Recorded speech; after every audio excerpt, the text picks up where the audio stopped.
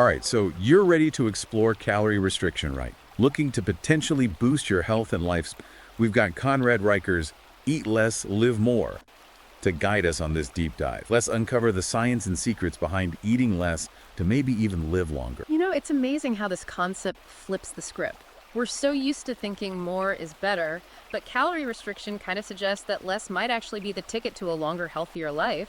Yeah, I mean, right from the start, the book defines calorie restriction as cutting back on calories without skimping on the important nutrient. So we're not talking about starving ourselves. It's about making smarter choices. Exactly. It's all about understanding how your body balances energy. We need a certain amount to function, but if we eat more than we burn, well, that extra stuff gets stored as fat. Calorie restriction is all about fine-tuning that balance. And here's the thing that I found really interesting. The book mentions that calorie restriction isn't exactly brand new. Think about it. Ancient Greeks, guys like Pythagoras and the Spartans, they were already practicing some form of dietary restriction way back then. It's not just some trendy diet fad, right? Right. It definitely suggests people have been toying with this concept for a long time. And if we fast forward to the 20th century, scientists started those fascinating experiments with mice and calorie restriction.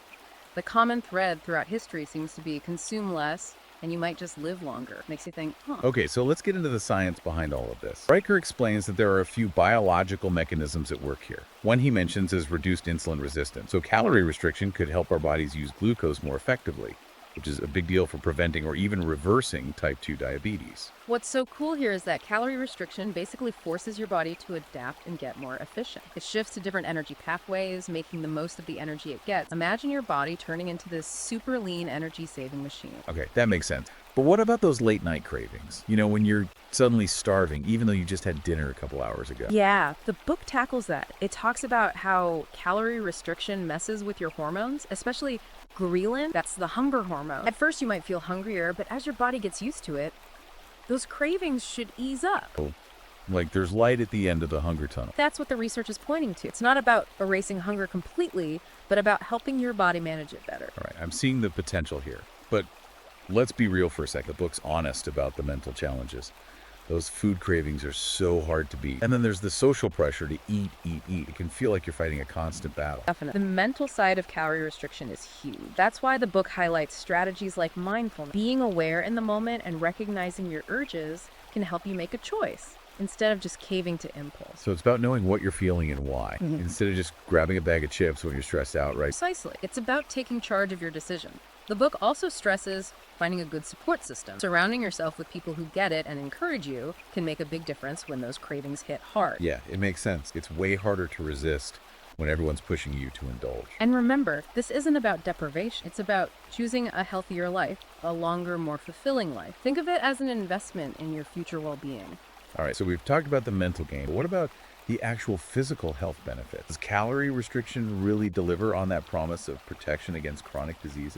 That's where things get really interesting. The book digs into the potential benefits, and one that jumps out is the effect on diabetes. There's this study published in JMA that shows how calorie restriction can actually help reverse diabetes.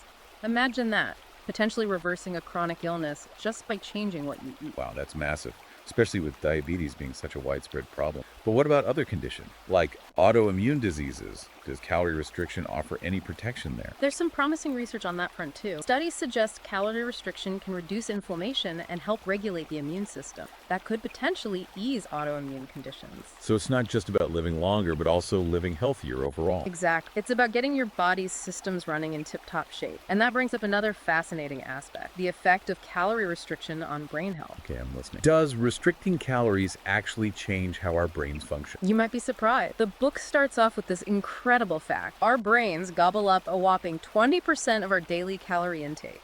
But here's the twist. When we restrict calories, our brains don't suffer. They actually thrive. Hold on. Are you saying that eating less could actually make my brain work better? That sounds kind of counterintuitive. No, right? But research shows that calorie restriction can actually protect against brain disease. It helps reduce inflammation, controls the buildup of those harmful proteins, and even boosts the brain's ability to fix damage. So it's like giving your brain a tune-up, cleaning out the junk and helping it stay sharp. That's a perfect analogy. And there's more. Calorie restriction seems to boost the brain's natural cleanup process called autophagy. Think of it like cellular recycling, getting rid of damaged parts and keeping everything running smoothly. Okay, I'm starting to see how this all ties together. But let's be realistic for a minute. Sticking to a low-calorie diet is hard. especially with our culture's obsession with food. How does the book address the social side of calorie restriction? That's a great question. And the book doesn't shy away from the challenge. It acknowledges that food is often the centerpiece of social events and celebration. That can make it tough to stick to a low-calorie lifestyle. Yeah, I get that. Feels like every social event revolves around food, birthdays, holidays, even just meeting up with friends. There's always food involved. Exactly. But the book encourages us to think about how these social norms influence what we eat. It's about making conscious choices that match our goals, even if it means breaking away from the norm. So it's about finding a balance between enjoying those events and still staying on track with those calorie goals. Absolutely. It's not about isolating yourself or becoming antisocial. It's about finding ways to navigate those situations in a way that supports your health journey. Okay, I'm starting to see how this could be something you could actually maintain long term. But what about exercise? Does that play a role in all of this? Absolutely. The book makes it clear that exercise isn't the enemy. It's actually a key part of calorie restriction. Physical activity helps you get the most out of it, promoting weight loss, preserving muscle mass, and revving up your metabolism. So it's not an either-or thing. I don't have to choose between eating less and working out. Nope, not at all. They work best together. Exercise enhances those calorie restriction effects, and calorie restriction helps you fuel your workouts more efficiently. It's a win-win. Okay, that makes a lot of sense. But honestly, one of the things that really motivates me is those potential long-term health benefits. I'm all for living longer, but I also want to avoid those expensive chronic diseases down the road. Does the book talk about the financial impact of calorie restriction at all? It does, and it's a pretty fascinating angle. The book argues that by lowering your risk of chronic diseases, you could end up saving a ton of money on healthcare costs. Think about it. Fewer trips to the doctor, less medication, maybe even avoiding major medical procedures. Yeah, that makes total sense. It's like investing in your future health, which in turn could have a positive impact on your finances down the line. Exactly. And there's another possible economic benefit. By boosting your health and taking fewer sick days, you could be more productive at work. That could mean higher earnings over time. Wow, I hadn't thought about that. So it's not just about living longer and healthier, but also about potentially having more financial freedom too. That's the idea. It's about making choices that benefit you on multiple levels. Okay, so we've covered a lot. The science, the mental aspects, those social challenges, even the potential economic benefit. Is there anything else in the book that you found especially interesting? There's one more thing I wanted to touch on. The book goes into the history of dietary practices, going all the way back to ancient civilization. Okay, I'm intrigued. What does history have to say about calorie restriction? Well, it turns out calorie restriction isn't some new fad. It's been popping up throughout human history. Remember those ancient Greeks we talked about? They were already practicing dietary restriction for health and longevity. So this is something humans have been exploring for centuries. Exactly. And the book dives even deeper, tracing the evolution of nutrition science from its early days to our current understanding of macronutrients, micronutrients, even the gut microbiome. Wow, it's amazing how much our knowledge of nutrition has changed over time. And it's still changing. We're constantly learning new things about the complex relationship between food and our body. This is all super interesting stuff, but I gotta admit, I'm feeling a bit overwhelmed. There's so much to absorb. I understand it's a lot to process. But that's the beauty of a deep dive. It gives you the chance to really explore a topic and gain a more nuanced understanding. That's true. And you know what? I'm actually feeling more empowered than overwhelmed. It's exciting to think that I have the power to make choices that can actually impact my health and how long I live. That's the key takeaway here. Knowledge is power. And the more you know about your body and how your choices affect it, the better equipped you are to live a longer, healthier, more fulfilling life. So we've covered a ton of ground already, from the history of calorie restriction to the science of how it affects our bodies. But I'm curious, are there any areas where calorie restriction might be especially beneficial? I mean, we talked about diabetes and brain health, but what about other conditions? Yeah, there are a few areas the book explores in more detail. One that really stands out is the potential impact on cancer. Oh, wow. Cancer, that's a big one. What does the book say about that? Well, Riker really dives into the research on calorie restriction and cancer. He highlights studies that show it can actually slow down tumor growth and even make cancer treatments work better. Really? That's incredible. How does that work? It seems like calorie restriction works on a few different levels. It directly affects cancer cells by basically starving them of the energy they need to grow. But it also boosts your body's own defenses, making your immune system better at fighting those cancer cells. So it's like a two-pronged attack, weakening the cancer while making your body stronger at the same time. Exact. It's a fascinating area of research, and while more studies are definitely needed, the early findings are really promising. That's definitely something to think about. But, even with all these potential benefits, we can't ignore the mental and emotional challenges that come with calorie restriction.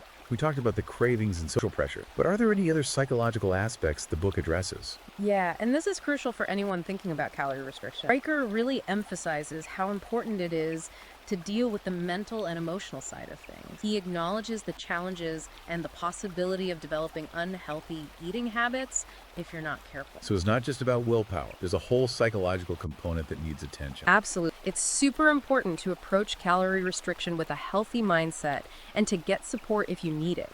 Remember, this isn't about punishing yourself or depriving yourself. It's about making informed choices for a healthier life. It makes a lot of sense. So what kind of support does the book recommend? Well, Riker offers a bunch of different strategies for handling the mental hurdle. He talks about mindfulness techniques, changing your perspective, and building a solid support network. Can you give me an example of what you mean by changing your perspective?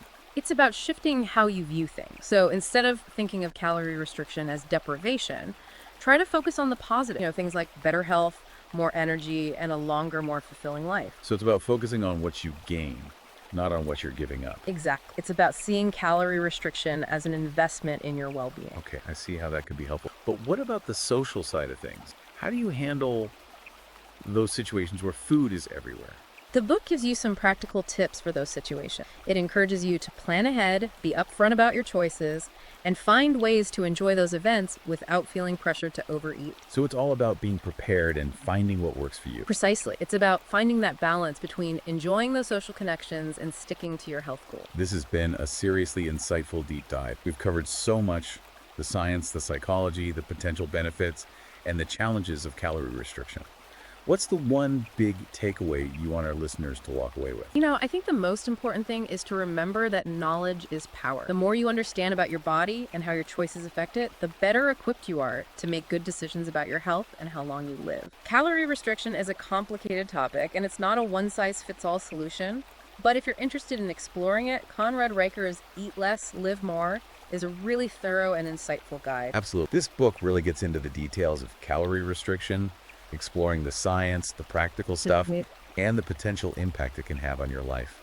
If you're curious about what we've talked about today, I definitely recommend checking out Eat Less, Live More. You can find it on Amazon Kindle and Google Play Books. It's a fascinating read, and it just might change how you think about food and its role in your life. Thanks for joining us on this deep dive. We hope you found it informative and empowering. Until next time, keep exploring, keep learning, and keep pushing the boundaries of what's possible.